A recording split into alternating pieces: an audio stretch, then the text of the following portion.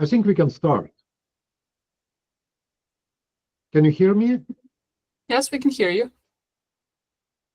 Hi, everybody. Thank you for joining our webinar. With this session, we are starting a series of presentations devoted to liquid chromatography and specifically tailored toward modern separation techniques not everybody is familiar with.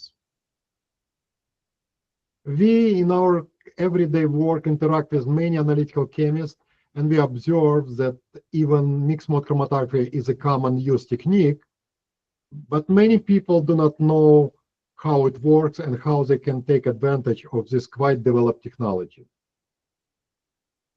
This particular session, will be a brief introduction to the general liquid chromatography, and this will lay ground to several other presentations where we will focus on mixed mode specifically and some other new separation method developed in our company. Seal company has pioneered several new separation technologies, and we continue to develop new interaction of molecule which are interesting, and it is practical way to separate different molecules in different situations. Our speaker today is Ivana Mitrovic. She has Master Science in Chemistry, and she is working in our company in custom method development and in development of new columns in general. She has great experience in this technology, and if you ever need help with challenging separation, she'll be one of the contact person to ask for advice. Without further ado, let's start this seminar. I hope you will enjoy and learn some new tricks in this old but always evolving science. Thank you, Giovanna. Thank you very much. I'll share my screen.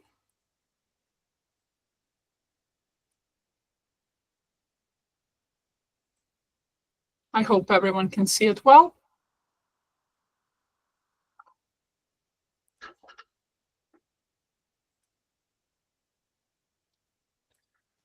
Hi, everyone, and welcome to this session in the Silk Technologies webinar series. And my name is Jovana Mitrovic, and today I'll be guiding you through the fundamentals of chromatography, principles, and techniques. This session is meant as a basic introduction, a foundation for those who are new to chromatography or looking for a quick refresher. So if some of this feels familiar to you, don't worry. This is just the starting point. In our next session, we'll dive into more advanced and interesting topics. Today is all about just setting the stage and making sure we're all on the same page. Here is what we'll cover today. We'll start with what chromatography is and why it's so widely used today. Then we'll explore the major types of chromatography with a strong focus on high-performance liquid chromatography, or HPLC. We'll learn key concepts like retention, peak area, selectivity, efficiency, and resolution. Then we'll look at the different interaction mechanisms in HPLC, including an introduction to mixed mode chromatography, which will be our main focus through the next sessions of this webinar. Finally, today we'll wrap up with some real-world applications across various industries. So what is chromatography? Chromatography is a technique used to separate and analyze components within a mixture. It's based on how different compounds distribute themselves between a stationary phase and a mobile phase. Each component moves at a different rate depending on how strongly interacts with the stationary phase, which results in separation. It's a powerful method used for both qualitative analysis, identifying what's present in a mixture, or quantitative analysis, determining how much of each component is present. And you'll find chromatography basically everywhere, from pharmaceutical labs to food testing and environmental science. So fun fact, the name chromatography comes from the Greek words chroma, meaning color, and graphene, meaning to write. And it was first used to separate plant pigments. Chromatography has come a long way since its invention, and it all started in 1901 when a Russian botanist, Mikhail Tsvet, also known as the father of chromatography, used it to separate plant pigments. And this was the foundation of the technique as we know it. Then in 1940s, we have Martin and Sinch developing partition chromatography, for which they won Nobel Prize as well. And over the next few decades, paper chromatography, thin layer chromatography, and gas chromatography became widely used. By 1980s, HPLC had become the industry standard. And today we are using even more advanced forms like UHPLC and LCMS, capable of handling very complex mixtures with high resolution and sensitivity. So before we dive deeper into HPLC concepts, let's just take a moment to look at the broader world of chromatography. Chromatography comes in two forms, planar and column. When we talk about planar chromatography, we have paper and thin layer chromatography. Those are simple, low-cost techniques mainly used for qualitative analysis. They're just great for quick checks to see if a compound is present. When we talk about column chromatography, we have gas chromatography, and this technique is ideal for volatile compounds, and it's widely used in environmental analysis, petrochemicals, and forensics. However, it's limited to substances that can be vaporized without breaking down. And our main focus is liquid chromatography. This category includes HPLC, and it's used for non-volatile or thermally sensitive compounds. It's incredibly versatile and used across pharmaceuticals, clinical diagnostics, food safety, and more. And within HPLC, separation is driven by how well analytes interact with both the stationary phase and a mobile phase. And this gives rise to different interaction mechanisms, like reverse phase, ion exchange, normal phase, and more. And throughout this webinar series, we'll touch on all of this, but our primary focus will be on mixed mode chromatography, because mixed mode combines multiple separation mechanisms on a single column, offering just unique advantage for handling very complex samples, complex matrices, improving selectivity, while also saving us time and money. When we talk about liquid chromatography, this is a type of analytical technique that uses a liquid mobile phase to move the sample through a stationary phase, usually inside of the column. The different compounds in the mixture interact with the stationary phase to varying degrees, which causes them to separate over time. And as we already mentioned, one of the most common and powerful forms is HPLC, or high-performance liquid chromatography. There are also other types like UHPLC, which is ultra-performance version, but all these techniques, again, are very crucial in fields like pharmaceuticals, food testing, environmental monitoring, because they offer us high accuracy, sensitivity, and reproducibility. So HPLC is essentially a high efficiency version of liquid chromatography. It uses a high pressure, often between 1,000 to 6,000 psi, to push the mobile phase through the tightly packed column, which contains different stationary phases of varying chemistries. Let's just go briefly over the main parts of HPLC system. We have a solvent reservoir that holds the mobile phase. The pump pushes the mobile phase through the system. The injector or autosampler that can introduce the sample into the flow. The column is where our separation actually occurs, and the detector that identifies compounds as they elute from the column. And then finally, we have our data system that records and analyzes these results. And in the next sessions, when we talk about method development, we'll go deeper and go over these parts of the instrument, how we troubleshoot them, how we choose the right detector based on the structure of our compound. So this is just like a brief overview of the main parts. And some key concepts in HPLC that we'll mention today are retention time, retention factor, peak area, efficiency, resolution, and selectivity. And this tells us how well our separation worked and how well we can identify each compound present in the sample.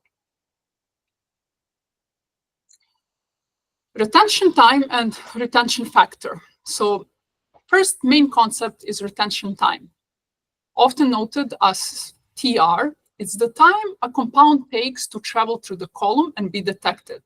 And it's influenced by how strongly it interacts with the stationary phase. Now, we also have something called the void time, or T0, which is the time it takes for a non-retained compound to just pass through the column without any interaction. Our retention factor, K prime, is calculated using the equation you can see here at the screen. This tells us how long a compound stays in the column relative to something that doesn't interact at all. A higher K prime value means stronger retention. But again, if it's too high, it can lead to unnecessarily long run times.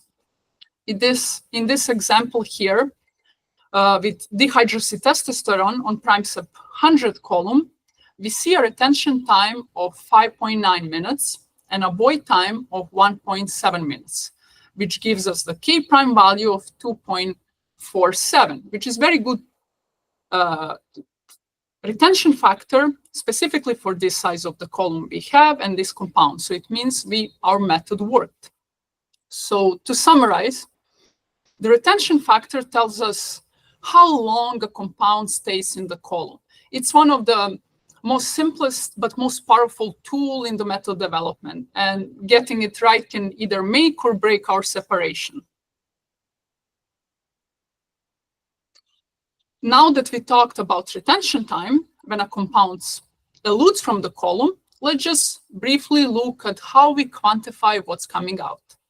In HPLC, quantification is based on the area under each peak in the chromatogram. And the idea is very simple. The larger the peak area, the more compound we have present. This relationship between peak area and concentration is linear, meaning if the concentration doubles, the peak area should roughly double as well. And to get accurate concentration values, we use something called calibration curve, which you can see here on the left. That means injecting known standards at different concentration, plotting their peak areas, and then comparing our sample of interest of unknown concentration, that area, to this calibration curve. So at the end, we usually report the results in a couple of forms, either as concentration, like milligrams per milliliter, or sometimes as the absolute amount, like micrograms, or percentage, like we have on the example here. But this is important. For quantification to be accurate, we need a couple of things. First, especially if we analyze the mixtures, clean baseline separation, consistent injection volume, and a good peak shape. If peaks are overlapping or in some way distorted, this area cannot be trusted. So separation quality always affects quantification. Next, we have selectivity, represented by the Greek letter alpha. This is a measure of how well two compounds can be separated based on their retention factors. And it's calculated as the ratio of the retention factor of, for example, two compounds, which we can see formula here. And for effective separation, alpha must be greater than 1. Even sometimes small increases in selectivity can lead to major improvements in resolution, which is why optimizing alpha is also a key part of method development. And the example here, we can see 4 different nucleosides mixture that we injected on 2 different columns. Chromatogram on the right, you can see all 4 peaks distinctively, sharp, well separated, while chromatogram on the left, we see that all compounds coalesce in almost 1 peak, which means our separation here wasn't good. So it's in short, selectivity is our fine-tuning knob. It gives us control over how distinctly compounds appear in our chromatogram. Now let's talk about efficiency. Efficiency, often expressed as the plate number n, it's a measure of how sharp the peaks are. The higher the n value, the more narrow the peaks are, which means better separation again. And efficiency is affected by several factors, such as particle size in the column length, flow rate, or even stationary phase in the column, how well our compounds interact with the stationary phase. On the other hand, we have smaller particles and longer columns tend to increase efficiency, but they also require more pressure. Here, we see comparison of different columns showing how variation in these properties can drastically change peak shape, tailing, and symmetry. And just by looking at those 3 chromatograms, we can see the one on the left on prime B column has even by looking, has more narrower peak and sharper. There is no tailing or fronting. And as we actually see the numbers, plate number here is over 36,000. While for other 2 chromatograms, where we have fronting and tailing and not too symmetrical peak shape, plate number is lower, less than 15,000. So efficiency is really a measure of performance. It shows how well our column can separate compounds cleanly and precisely. Now, when we talk about resolution or RS tells us how well 2 adjacent peaks are separated in a chromatogram. It's one of the most important indicators of overall chromatographic performance. And the equation for resolution depends on few factors that we already mentioned: retention factor K prime, selectivity alpha, and efficiency or plate number n. A resolution value of 1.5 or higher is generally what we consider baseline for full separation of 2 peaks. If resolution is low, peaks may overlap, making it very hard to identify or quantify compounds accurately. And by adjusting column parameters, choosing the right column, mobile phase composition, we can often improve resolution. And we can see an example here on the right, where we injected 3 compounds under the 6 different columns. We see under the same mobile phase conditions. We can see, for example, on prime B2 or common C18 column, we have peaks that overlap or coalesce together, while on other columns, we have either better or lower resolution. So if retention and selectivity are the tools, let's say, resolution is our result. It's what tells us whether our separation was successful or whether peaks are overlapping and making just quantification not possible and unreliable. Now, let's just talk about interaction mechanisms in HPLC. HPLC separation depends on how analytes interact with stationary phase and mobile phase as well. And this interaction defines the separation mode. And each type is ideal for certain kinds of analytes. The main interaction types that are widely used today are reverse phase, which is based on hydrophobic interaction, normal phase based on polarity and dipole-dipole interaction, ion exchange based on electrostatic interactions between charged analytes and the stationary phase. And each of these mechanisms allows us to tailor the separation depending on what we are analyzing. But sometimes we need a combination, and that's what brings us to mixed mode. Reverse phase is the most commonly used HPLC technique. It relies on non-polar stationary phase and a polar mobile phase, making it ideal for separating hydrophobic or moderately polar compounds like many pharmaceuticals or small organic molecules. However, reverse phase has its limitation. It doesn't work well for very polar or ionic compounds, which often elute too early or not at all, or they're not even retained. It also struggles with very complex mixtures that span, let's say, a wide range of polarity in the sample. And in these cases, analysts often resort to either multiple mobile phase conditions or even sometimes multiple columns just to fully separate and quantify all components present. And this leads, instead of us having high performance HPLC, we have high price HPLC. That's why we need mixed mode. And instead of, let's say, juggling different setups, mixed mode allows us to use just one single column that combines multiple interaction mechanisms to separate everything that we want in the certain sample.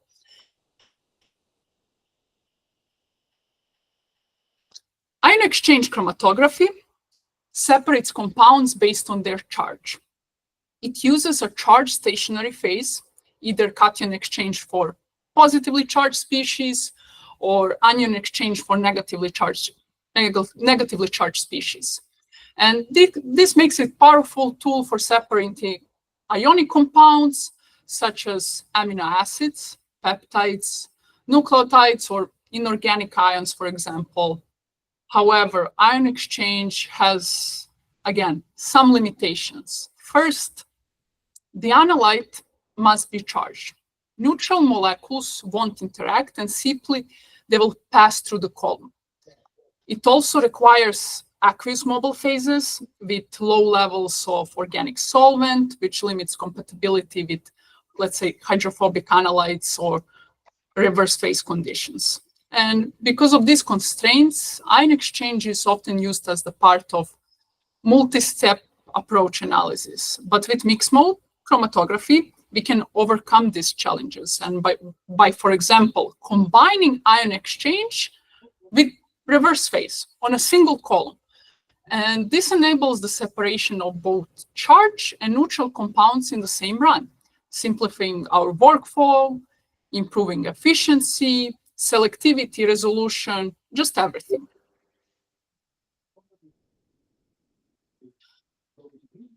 Now let's talk about mixed mode chromatography.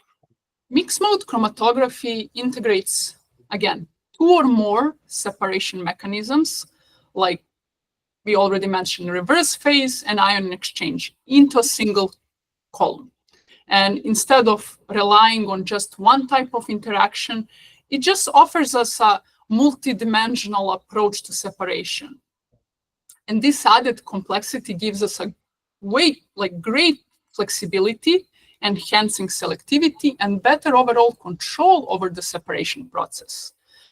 It allows us for improved separation of polar, charged, hydrophobic compounds, simplified method development, even for very tricky or unpredictable analytes, compatibility with mass spec friendly mobile phases, reducing need for multiple columns or complex mobile phase gradients, significant time and cost savings in both method development and just routine analysis. So why is mixed mode such a big deal? Because in many real world samples, especially like complex one, a single separation mode just isn't enough. Mixed mode gives us the power and versatility to handle just a broad range of compounds in the one method and often on a one column. It's a smarter, more efficient solution for today's analytical challenges. Now, let's just take a look at how HPLC is used across a variety of industries. And this diagram gives us just a great visual summary. HPLC isn't limited to one specific field. Its precision and versatility make it valuable everywhere from pharmaceutical labs to food safety testing and clinical diagnostics. In pharmaceutical industry, HPLC ensures the purity, identity, and stability of both active ingredients and finished drug products. It's used at every stage, from drug discovery through the quality control in manufacturing. On the other hand, in clinical settings, HPLC helps measure key biological markers, such as vitamin levels or drug concentration in the blood, essential especially for diagnostics or patient monitoring. In food and beverage sector, HPLC is used to detect additives, contaminants, and preservatives. This just ensures product safety and compliance with all regulations. For environmental analysis, HPLC can help us detect pollutants, pesticides, and industrial byproducts and water and soil, helping just protecting public health and ecosystem. And finally, for example, in forensic and toxicology lab, it's used to identify controlled substances, drugs of abuse, or toxins in biological samples. So let's just look at some of the actual applications. HPLC, as we said, plays a critical role in analyzing especially today's cutting-edge pharmaceuticals like semaglutide, also known commercially as Ozempic. You can see example here. Those are peptide-based therapies used for treating type 2 diabetes and obesity, and they've gained just like a major attention both clinically and publicly in recent years.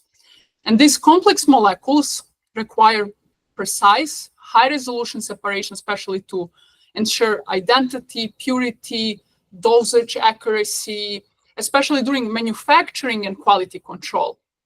And peptides like this often present analytical challenges due to their size, polarity, and the presence of closely related impurities or degradation products. This is where mixed mode chromatography becomes essential. Using a mixed mode column, like in this example here, PRIME-SEP-B, we can achieve strong retention, improved peak shape, and just it would, if we have degradation products, it would be way easier to separate them than on just, let's say, single mode columns. And as more peptide and protein-based therapies enter the market, the demand for flexible and high-performance separation techniques like mixed mode chromatography will just continue to grow. In clinical laboratories, HPLC is a key tool for monitoring vitamin levels, such as, let's say, water-soluble complex B vitamins. These compounds are essentially markers for nutritional status, metabolic function, and disease diagnostics, including various cardiovascular and prenatal health assessments. However, analyzing water-soluble vitamins that, for example, we see example here, can be very challenging. Many of these compounds are highly polar or ionic, which means traditional reverse phase chromatography often provides poor attention, broad peaks, and coelution. This makes quantification very difficult, and especially in if we have like complex, let's say complex biological matrices like blood or plasma samples. So mixed mode chromatography offers us a much better approach for this analysis. And we can see here examples, columns like PRIME-SEP-100 and NuChrom-BH that combine reverse phase with ion exchange property are giving us stronger attention for polar ionic vitamins, sharper, better resolved peaks, improved selectivity between structurally similar compounds. And this results in more reliable and sensitive detection, which is crucial for accurate clinical diagnostics and monitoring, especially. Nicotinamide, or vitamin B3, is a vital nutrient involved in energy metabolism and cellular repair, making it a very important marker in both clinical diagnostics and metabolic research. Measuring its levels in whole blood helps assess nutritional status, investigate metabolic conditions, and monitor therapeutic outcomes. Whole blood, however, it's a challenging, very challenging matrix, rich in proteins, cells, and various interfering components. And accurate quantification requires a column that can deliver very strong retention, high selectivity, and clean peak shape, even under those conditions here. And the BEAST A, as we can see in the example here, is column well suited for this task. It provides clear, well-resolved peak for nicotinamide, which we can see on these chromatograms on the right, robust performance in this complex biological samples such as whole blood, minimal interference with from matrix components, because we can see on this chromatogram most of the matrix components from the blood elute earlier. And overall, reliable, reproducible results for clinical and research use. So this example just highlights how advanced HPLC columns can support precise and practical analysis in a real-world bioanalytical applications. Next, HPLC plays a crucial role in detecting synthetic antioxidants like butylated hydroxyanidazole or butylated hydroxytoluene, which are commonly used in packaged foods and cosmetics to prevent oxidation and extend shelf life. And using PrimeSep B column, where in this example, we can accurately quantify these additives with minimal sample preparation, even for this example where we analyze BHT in solid deodorant, and ensuring still precise results without the need for complex or time-consuming steps in sample preparation. And again, this analysis is essential for compliance with safety regulations in a wide range of products, including cosmetics.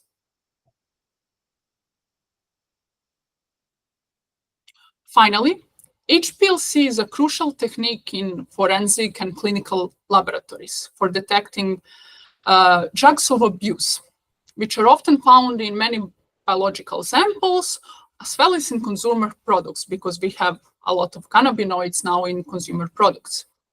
For instance, PrimeSep 200 columns are ideal for separating and quantifying cocaine. We can see this chromatogram with mobile phase conditions on the left, while CanSep C columns are specifically designed to analyze cannabinoids. And in this example, we can see the importance of testing cannabinoids in various products, especially given, as we mentioned, like all this evolving legislation around cannabinoids in many states.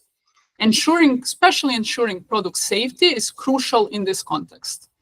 And these methods are essential for accurate detection, helping forensic and clinical professionals identifying drug of abuse with high specificity and sensitivity, and often without the need for very complex sample preparation, which are time-consuming and sometimes unreliable. To wrap up, here is a quick summary of what we covered today. We introduced the fundamentals of chromatography and reviewed the major types with a focus on HPLC. We explored key chromatographic concepts like retention, selectivity, peak area, efficiency, and resolution. We discussed different interaction mechanisms used in HPLC and briefly introduced mixed mode chromatography, which will be our main focus throughout this webinar series. And we've just briefly touched on some real-world applications of HPLC across industries like pharmaceuticals, clinical diagnostics, and food safety. In our next session, we'll dive deeper into mastering HPLC, including system components, how to choose the right column and mobile phase, and the difference between gradient and isocratic elutions.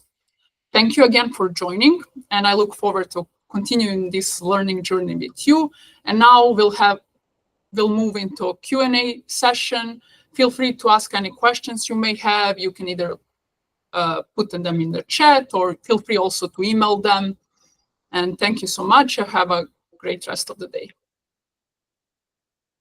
Thank you, Giovanna. I hope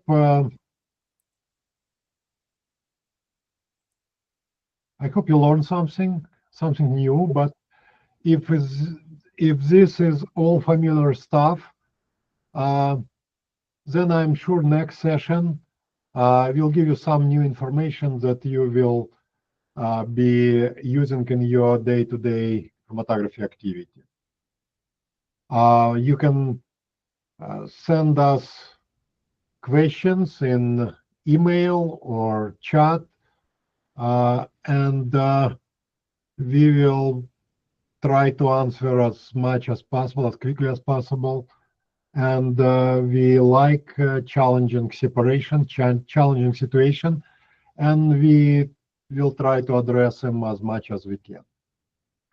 Thank you for participation. Hope you see you in the next session as well.